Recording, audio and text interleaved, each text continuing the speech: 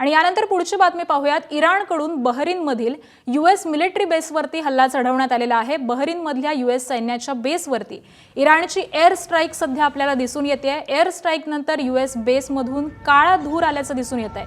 तर मागच्या 2 ते 3 तासांमध्ये इराणने आखाती देशांवरती आपले हल्ले हे वाढवल्याचं दिसतंय। इस्रायल असेल, बहरीन असेल, कुवेत असेल, यामध्ये इराणचा स्ट्राईक हा सध्या वाढल्याचं चित्र दिसून येत आहे आणि मोठ्या प्रमाणावरती हे आगीचे धुराचे लोट सध्या आपल्याला या शहरांमध्ये दिसून येत आहेत।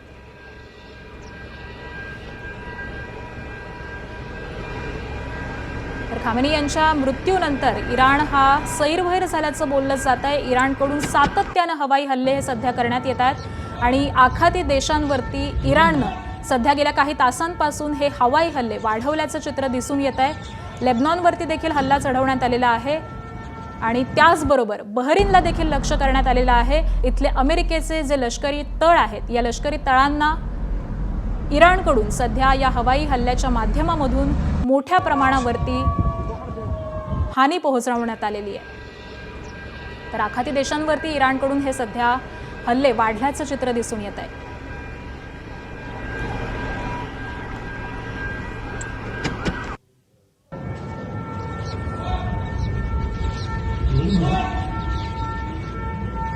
तर इस्रायल असेल, बहरीन असेल, कुवेत असेल, यामध्ये इराणच्या या हल्ल्यांचं प्रमाण हे सध्या आपल्याला वाढताना दिसतंय। मागच्या जवळपास 2 ते 3 तासांपासून इराणनं या आखाती देशांवरचे आपले हल्ले हे वाढवल्याचं दिसून येत आहे। एअर स्ट्राईक करण्यात आलेली आहे आणि या एअर स्ट्राईक नंतर यूएस बेसमधून हा काळा धूर आल्याचं आपल्याला या दृश्यांमध्ये दिसून येत आहे। तर दुसरीकडे रस्त्यांवरती अनेक नागरिक हे आता बाहेर पडलेले आहेत, त्यांची पळापळ ही देखील सुरू झालेली आहे। सध्या भीतीचं वातावरण पसरलेलं आहे आणि इराणकडून हे हल्ले थांबण्याचं काही नाव नाहीये।